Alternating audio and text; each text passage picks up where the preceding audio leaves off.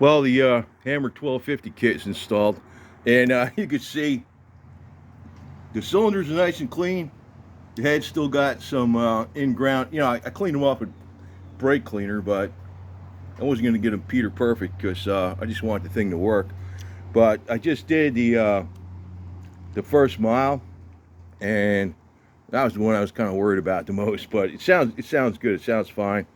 You keep it under 2,500 RPMs. When you break this thing in, you got to do these heat cycles. So you run it 10 seconds the first time, and before I even ran it, like on the old pistons, the old stuff I had in here, I changed the oil, and I started the engine with the old stuff in it to get the oil pressure up. And there was, without the engine restore and just the plain oil on the old pistons, smoke was coming out of these things.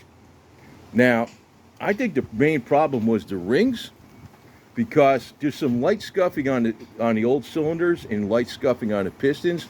But I know one of the oil control rings in the front cylinder was definitely gummed up. It wasn't spinning and stuff. It was stuck. And now in retrospect, I think I should have done. Well, I'm glad I did this though. But me being lazy, or not lazy, but I would have tried doing the piston soak with the B12 before I did this, but it might not have worked anyway. I'm glad I did this because now I got theoretically a pretty good bike. And I was worried, even though I've done this job, I'm not a real experienced mechanic. I've done this top end stuff twice before this. I did this bike at top end, and also had the heads off, and I helped somebody else do a top end, and I was always hanging around a machine shop, so I was pretty familiar with this stuff. But I know that people who have a lot of experience, they always, sometimes, once in a while, something goes wrong, but it seems like everything's okay. So I'm happy with this. And so this old 89 Sportster, it's got the 1250 kit, which is their less expensive one versus the 1275, but it's got thicker cylinder walls, better metallurgy in the cylinder sleeves, better pistons in stock. It's got the Andrews V4 cam. I put S&S push rods in it, and fueling lifters. It's got the rocker lockers in it. It's got the Baisley valves, the nickel bronze guides. It's got the high performance valve springs, and it's got the S&S rods with the crank pin. One thing I was worried about was if the cylinders weren't really that worn or nothing. To cross it, there's light scuffing on the old cylinders. So I was worried that the bottom end could have been loose, but it's real tight. Everything's really good. So I changed the oil on this a lot. So for the break-in, you're supposed to you start it up for 10 seconds, and since I already changed the oil on it when it was with the old pistons, the oil pressure was immediate. It's like you don't want to change the oil right when you're rebuilding it, unless maybe you crank it over without the plugs in it to get the oil pressure up first. But I figured I'd change the oil to make sure the oil pressure would get immediate. So you do 10-second run, you let it cool down all the way. This thing's still, just a hint of warm still now. Then you do the 10-second, you let it cool down all the way. You do a 20-second run, let it cool down all the way. I was doing that last night. 30-second, let it cool down. You run it 40 seconds, you let it cool down. That's their procedure. I never did that when I got the engine back from Regeneration Motors. I actually just rode it, but easy. Kept the RPMs down. And I don't know why the rings wore out, but whatever. There's only like 40,000 miles on the old top end. So now I just did the first mile.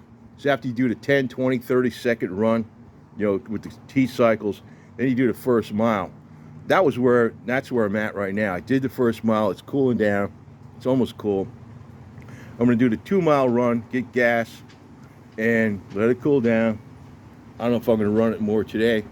And tomorrow, then you got the 50-mile initial break-in. So you might do like 10, 15 miles here and there, let it cool down, whatever. And then from like mile 50 to 500, you take it easy, you keep it under, I forgot what he said. I think the first 50 miles is under 2,500 RPMs. You got to read the directions again. Then after that, I think it's under 3,000 or something, or whatever the hell it is. Then after it's broke in, you know, then you change your oil again after 500 miles. You can see there's some rain and stuff out here. It's not rain. I guess it's the rain stop. It's kind of like coming off the trees. But this is an 89. So I'm going to probably get some antique plates for it, even though I got the antique pricing, because once it gets over 30 years old, I'm going to get the blue antique plate for this thing. And just for the hell of it. It's only, I think it's 39 bucks one time. It's kind of like a vanity plate in a way, but you only got to pay once. You don't pay every year for that. It's real cheap to register this thing. So, actually, I can actually have a little hole in the exhaust here. I don't even know it right here. I might just take this heat cover off and bandage it up with muffler tape and some wire. And it's like a little tiny hole right there where these joins up. And put the cover on, you'll never see it, instead of buying new pipes and stuff. It's probably been there for like years, man. I never noticed it. But I could tell the difference in, I don't know why that front cylinder was always making more noise. And I didn't like that. I know what it was. So now I know it was the cylinder. It wasn't the valves or anything.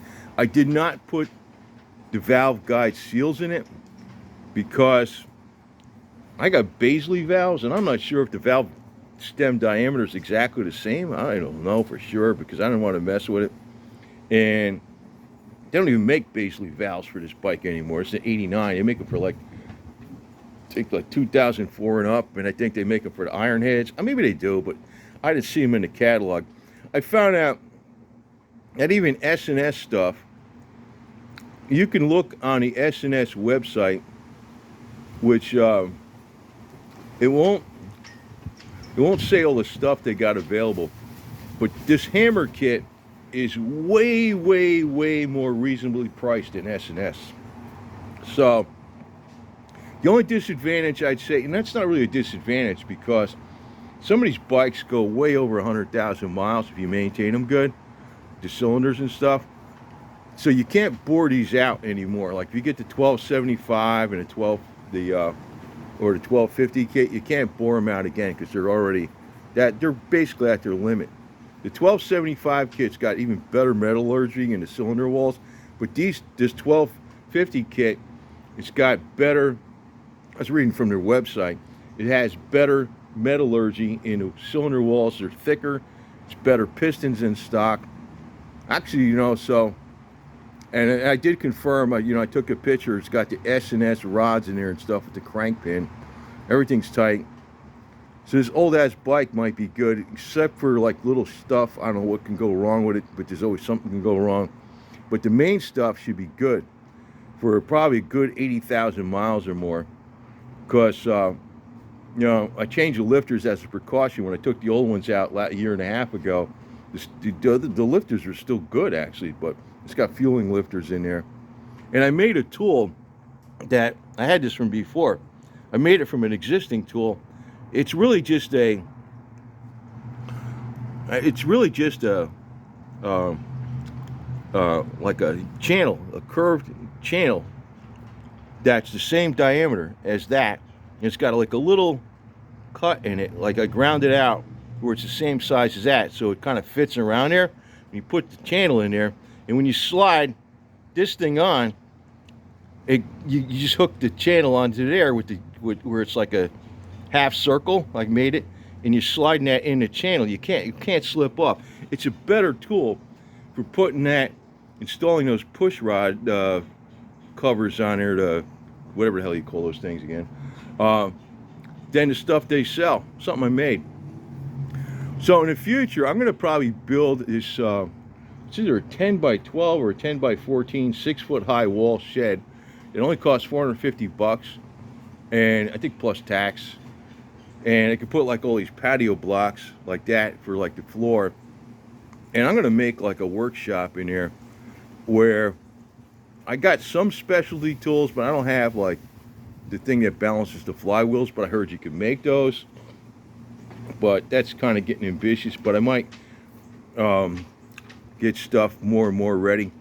I think a possibility is that the guy, he was a very experienced builder, panheads and shovels, right? And not Evos. And this was way back in '92. So I was always trying to make this engine last and last. I maintained the crap out of it. I even used to put Marble Mystery Oil in the gas tank. And I was kind of surprised that the pistons would, and I guess it was just really the rings, wore out. But I think, you know, with the Evos, you're supposed to use torque plates, or you're definitely supposed to use torque plates, which is just like you torque down the cylinders when you do the final hone, because there's a steel sleeve in them and they're aluminum. Now, I think you're supposed to do that with the shovels and the panheads too, but I've seen a lot of videos where guys weren't doing that, but they were all steel, they're all iron, you know? So it probably wasn't as essential. I don't think he used torque plates when he honed these cylinders out. They were 20 over before, 20 over 1200. But I can go to 30 over, and another bike over there to 91. I probably could make that into a, well, I know I could, but I don't know if I want to bother. It's an 883. That bike over there scoots along really good, that 91, with an 883. I'm probably going to leave it alone, but I could probably take those cylinders, I could take those 20 over cylinders that came out of here, make them 30 over, put some like Wiseco pistons in it or something. But I would prefer having Hammer do the work, but to send it all the way out to Idaho from Florida and back, the shipping would be crazy, you know? But I'm just going to say this video, I'm saying you can trust Hammer Performance.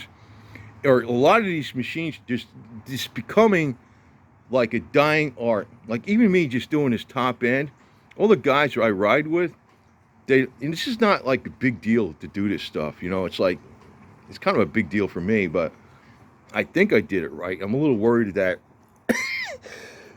about some stuff, but I don't think so. I mean, you know, I just know that people, even are experts, sometimes they do stupid stuff happens, even the best something happens with. I don't think there's a problem with this, but I think that you know, not many people today do this stuff.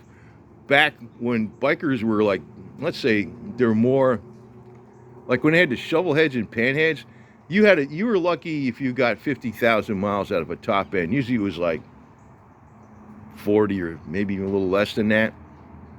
So people were familiar with doing top ends left and right on shovel heads and pan heads.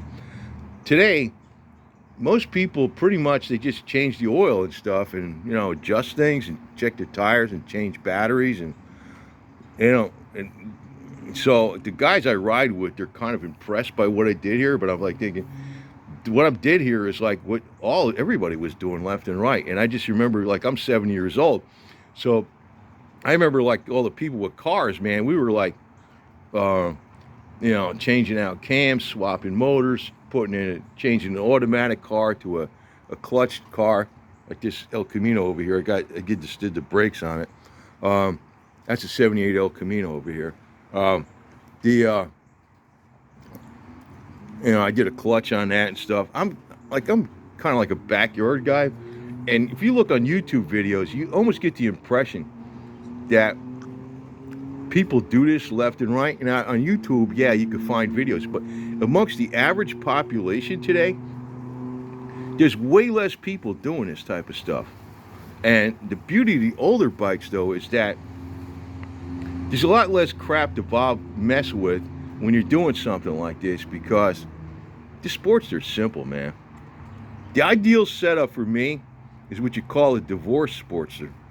Like, you got like an old 4-speed.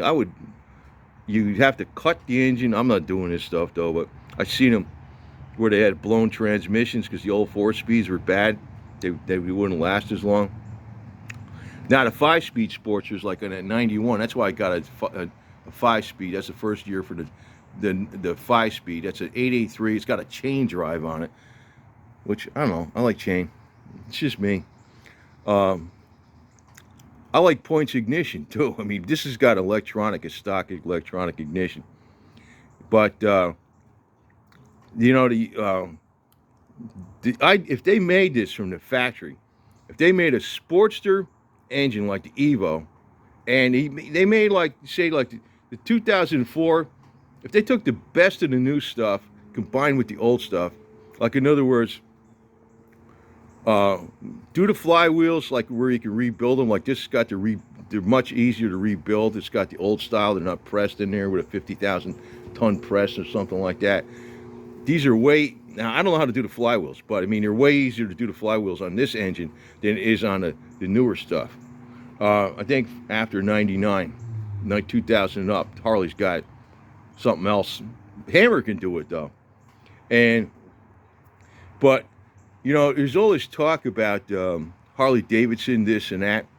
What you got to support is guys like Hammer, you know. And I would support Hammer more than I would. I like S&S, you know, and I like Zipper's performance, fueling. But Hammer, he's got like the whole 9 yards. Like if you go on his website, he's like a real guy. In other words, it's a good sized place. And they got a lot of stuff, and they're dedicated to their craft. What you got today, there's not that many machinists like that are real true machinists. Like if I took those old cylinders and I said, you know, put some Keith Black 883 to 1200 pistons in there, or Wiseco pistons in there to convert an 883 to a 1200, and make sure they're fitted exactly to like 30 over 1200 cylinders. And I don't know if I trust that guy. I would trust Hammer, but he's in freaking Idaho, you know.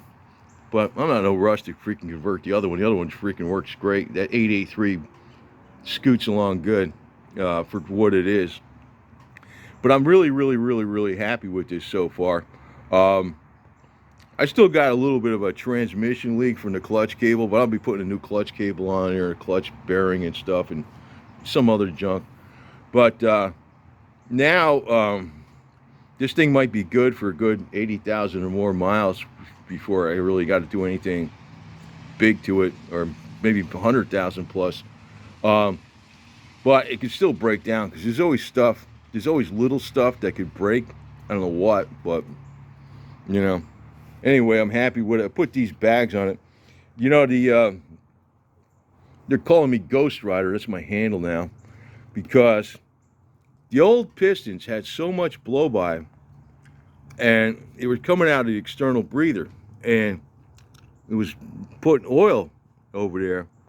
And what happened was, when I was doing like 80 miles an hour, the oil cap popped off. This is a new oil cap. The other one that was on there was loose, and it sprayed oil on these plastic bags. Not these are leather. These are the old ones I had on there for 30 years. I repaired them a bunch of times. They've been treated. I would always get leather, pretty much, depending on, I don't know, it's more money, but it's better. But the plastic bags, they were Milwaukee, what the hell, they're made in China. They're called Milwaukee. They're made out of some kind of PCV fake-ass leather. And the oil got on here. And what happened, even though I had a heat shield underneath here, I had some welding blanket. And this one's way off. This is way off from the pipe. So this one's got about that much, you know. Well, those plastic bags kept sagging even more, even though I brought them up. And with that oil, it caught the oil on fire. Even though I had the heat shield with the welding blanket on there, the whole bag caught fire. And I was shooting out flames like literally 20 feet out the back from this side. And the only thing that messed up on here, amazingly, was just this reflector. Didn't even get the seats.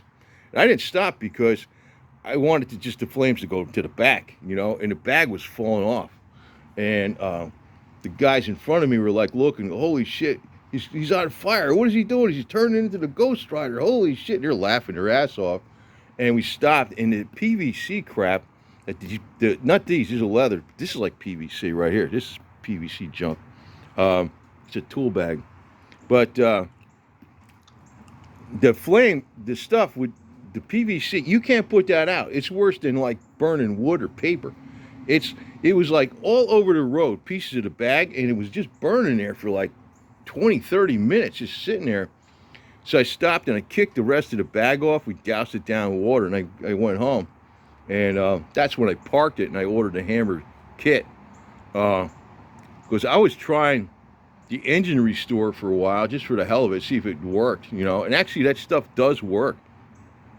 When I changed the oil on the old pistons, and I put Valvoline VR1 conventional racing oil in this to break it in. Then I would use the AMSOIL after that.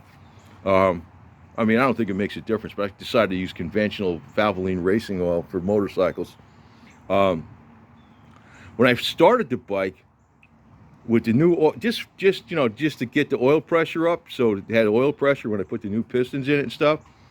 Smoke was coming out, oil smoke was coming out of these pipes with the old pistons without the engine restore. When I used the engine restore, no smoke, despite those rings being that bad.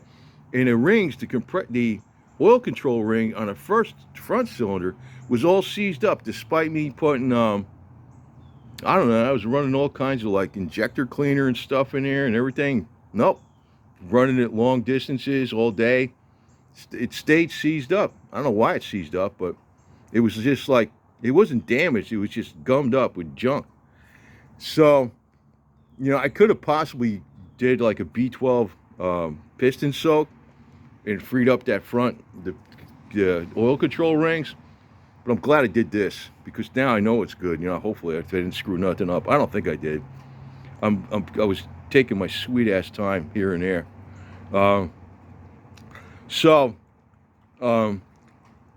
If you figure the cost, it was like the shipping was $80, because you got to ship far away and you got to package everything up really good, and $50 to install the rings pre-gapped and have the pistons in the cylinders. So you got to put that clip in there on the one side and the wrist pin.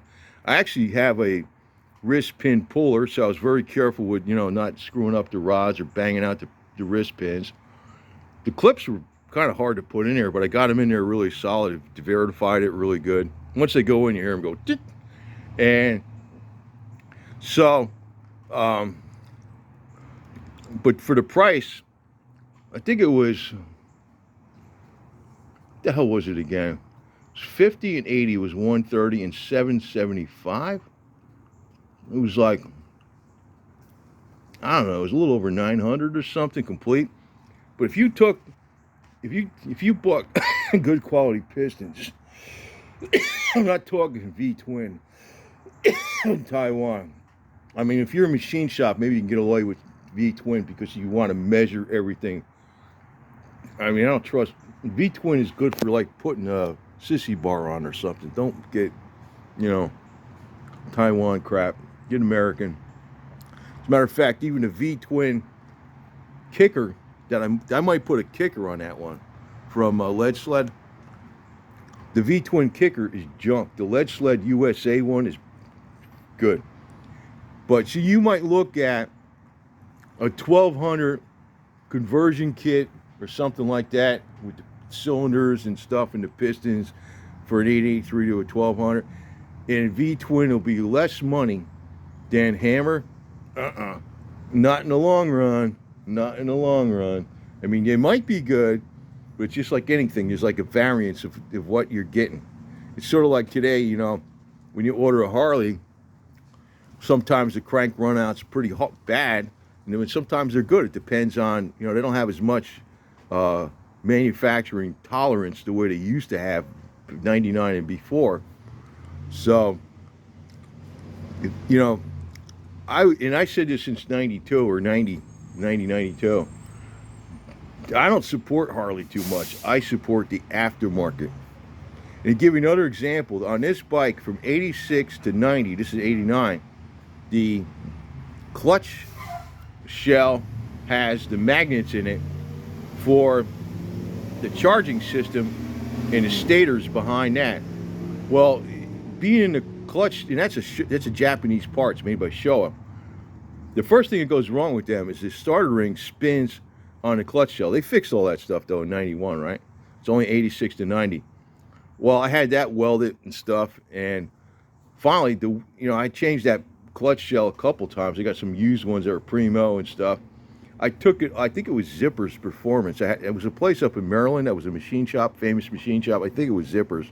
And they had this service years and years and years ago where they put all the magnets in the clutch shell in a basket with some kind of special adhesive, and they shaved down the magnets a little bit. So you get a little less output, but just like zero chance pretty much of the magnets hitting the stator under load. It's been good for years and years and years. I got no problem with it. That was done, I think it was Zippers Performance. It was a machine shop though, that's my point. And these are the guys you want to support. This is why Harley's so good. Harley's good because of machine shops and the guys that are really dedicated. And there's less and less people that are really dedicated to their craft, So, I don't know if I ever have to do a bottom end, man. I hate to do that. I don't even want to think about that shit. But I think everything's cool with this. So it's got, the rocker lockers, the Baisley valves, the nickel bronze guides, the high performance triple springs, the S&S bottom end stuff, Andrews cam, and it's got, I found, and it's cool that Hammer says this too, you put a heavy duty clutch spring in there. I found I used to burn out clutches even with just Barnett stuff until I put a heavy duty clutch spring. And the next thing when I take this off, I'm going to change out that, it's like a plate that's inside of the clutch pack, and you can replace it with 2 irons and 2 steels and a regular clutch disc, and you eliminate that. I don't even know why they have that. I think it's for makes a hairless noise. It's sort of like the dumb ideas they used to have on cars. The old cars, they used to put nylon teeth on the timing chain gears, and the nylon teeth would go instead of making the thing all metal.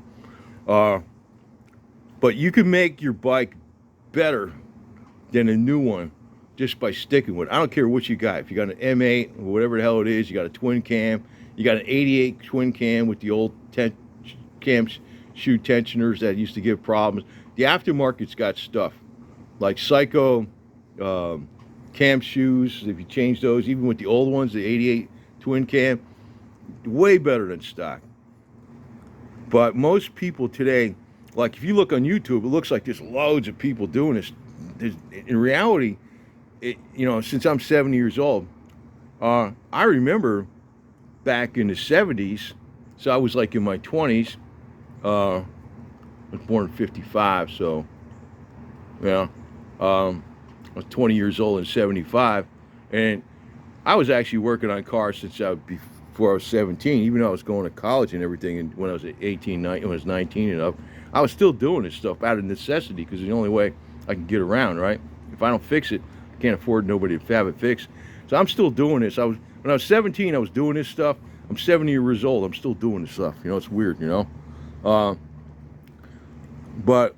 I would encourage people, let me say, even the simple stuff is not easy. It's like, when I'm working on this, it's like,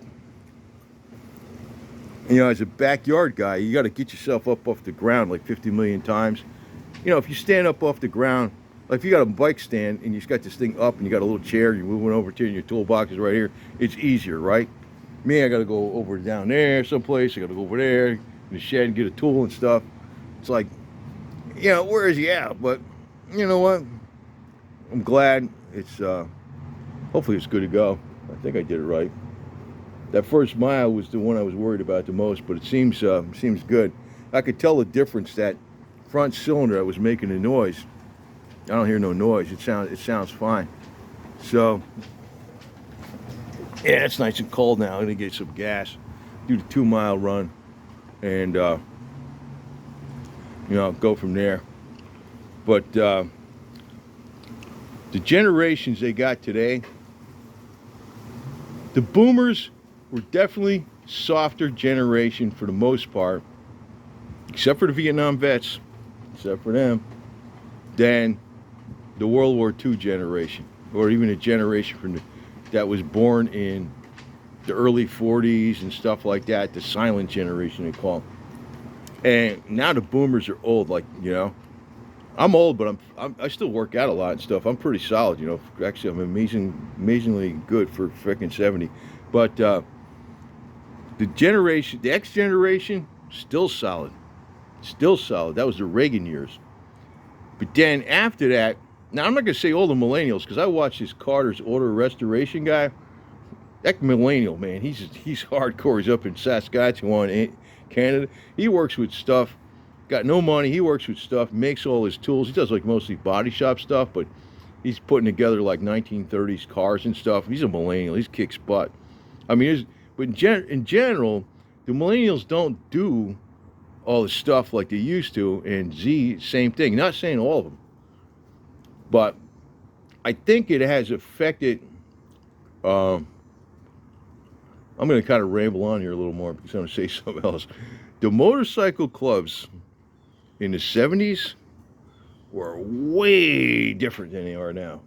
I mean, got the same names, the big ones and stuff.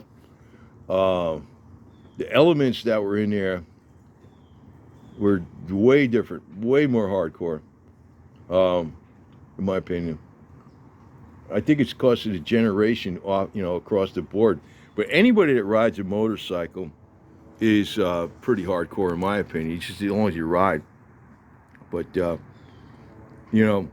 real solution with the Harley Davidson garbage, like the CEO, the new guy, I'm kind of rambling here, but I'm kind of want to throw some different thoughts in here. That new CEO, I forgot the guy's name, he's from Top Golf. He actually bought a motorcycle, brand new one. He never, ever rode a motorcycle in his life, and he signed up for the lessons at the dealership, how to ride the bike.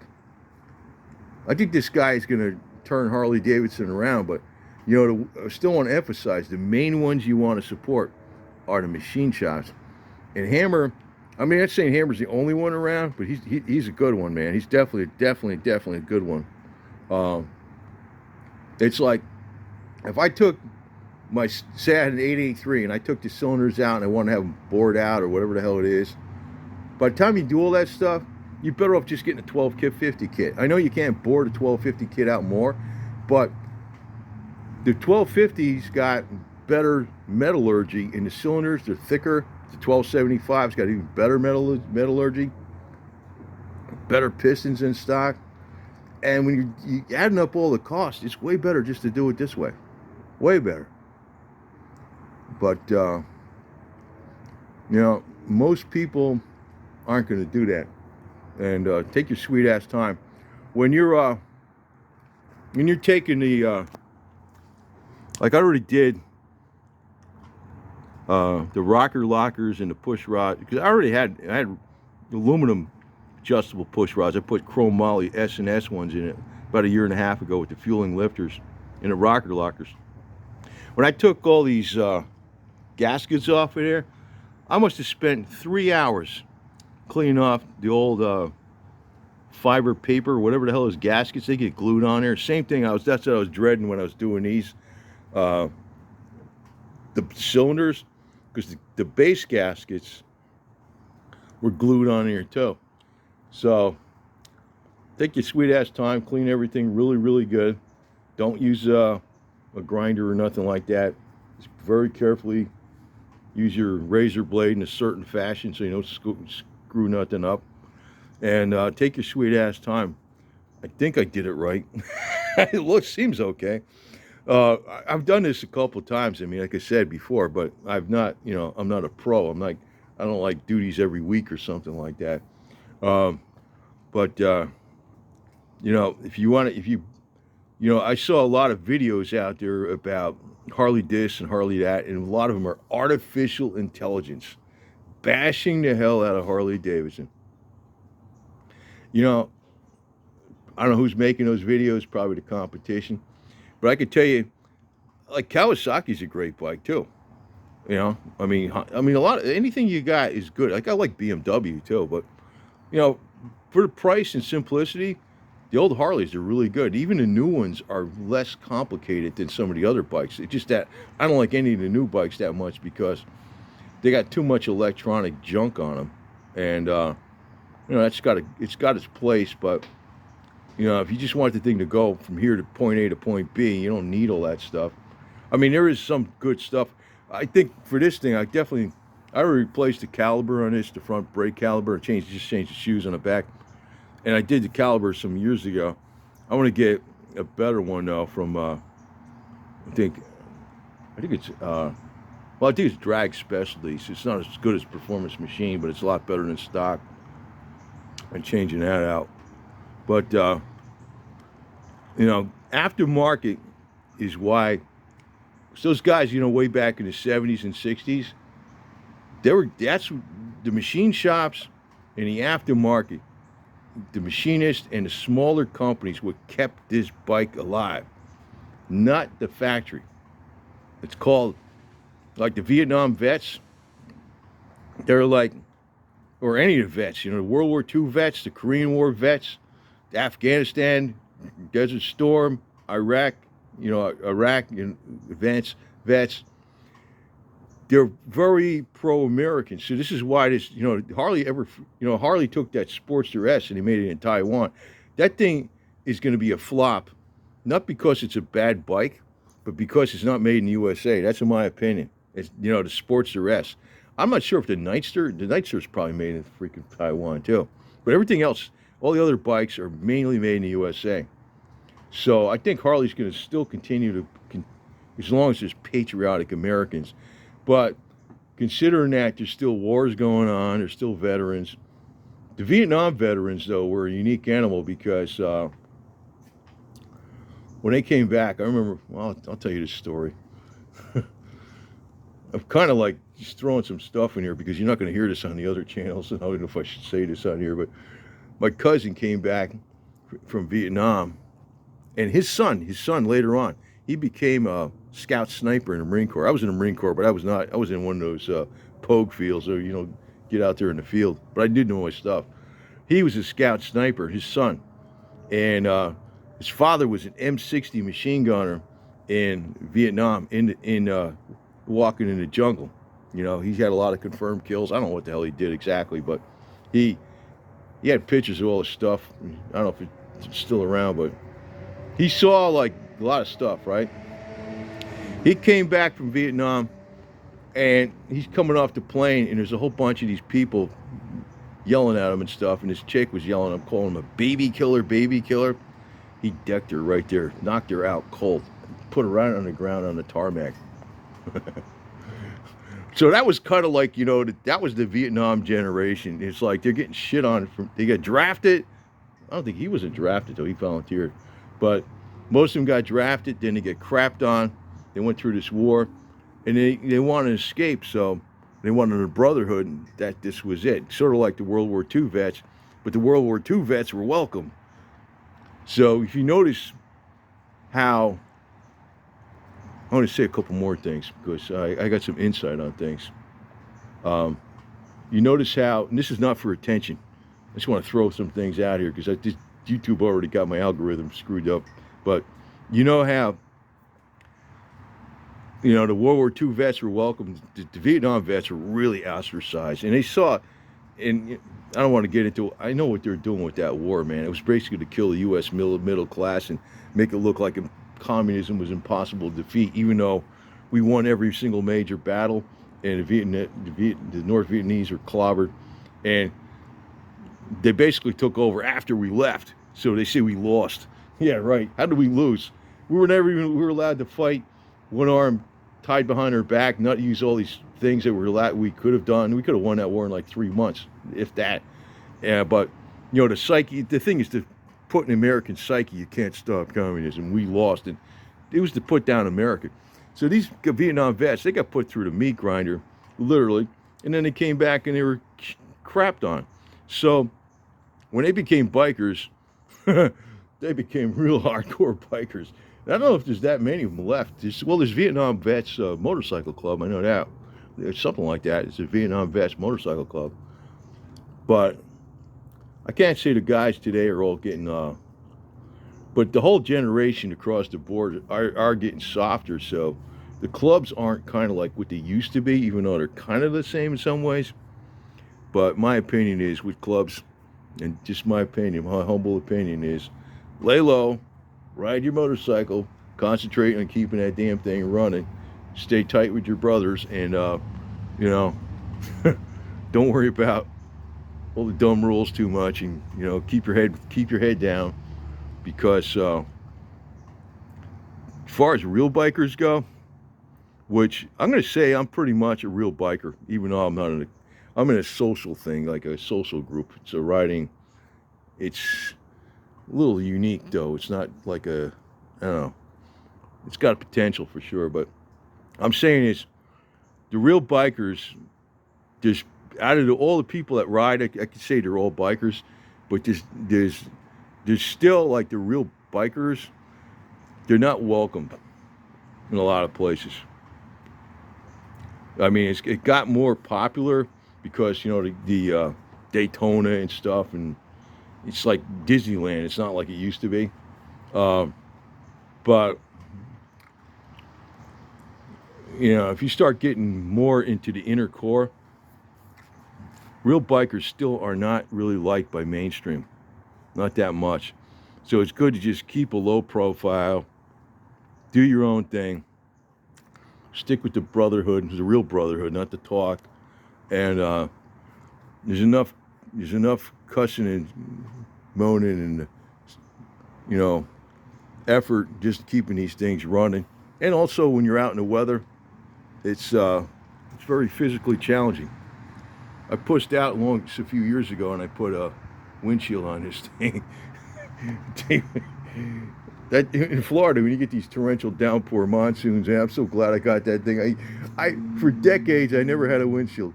Really, pussies got windshields. I was always thinking like that. I thought this was a total. Now this bike almost looks like, it's nothing radical. It's stock basically, but compared to the luxury couches they're riding today, this thing vibrates. It's got a chain drive. There's no rubber mount, nothing on it. And I like it like that. I hate, I don't want it like anything else like that. So, even though this is pretty much a stock bike, except for better parts in it, I'm almost like still a little bit of a relic from the past. And I hope this stupid thing holds together, man. I think it is, but something else is going to crop up. It always does. There's always something that breaks, no matter what you do. But most of the guys today that ride bikes, they take them to the dealer, or they take them to the mechanic, or they buy them new with a warranty and stuff, which is cool too. But there's all different layers. That's what it is. It's not like one size fit all. But back in the 70s, even the 80s, I know some of these guys that are like 50 years old are talking about the 90s. Well, back in the 70s and 80s, it was a totally different world, man. Totally. Like I'm like vanilla milk toast compared to those guys. But today that that I got older and I seen that stuff, I'm a little bit of a unique animal, because a lot of people are younger than me. They're riding trikes. I'm still riding this old bucket of bolts here, man. So we'll see. But I'm concentrate mainly on my health, because the stronger I am, the more vibrant I am, the longer I'll be able to ride this thing. And I'm hoping I'm riding it when I'm 100 years old, man. All right, just filled it up, did a 2-mile run. That's the next heat cycle. Now I can do the 50-mile thing. I wanted to mention, I forgot to mention, I was trying to figure out what the hell the costs were. I think it was $775 for the 1250 pistons and cylinders. Then it was $80 for the shipping, $50 for like the assembly of the pistons and the rings. Then it was the Cometic gaskets. That's a much better gasket set. And I found out his price on the Cometic gaskets is actually cheaper than what you get elsewhere. This guy is very, very fair. So support your local machine shops, you know, more than anything.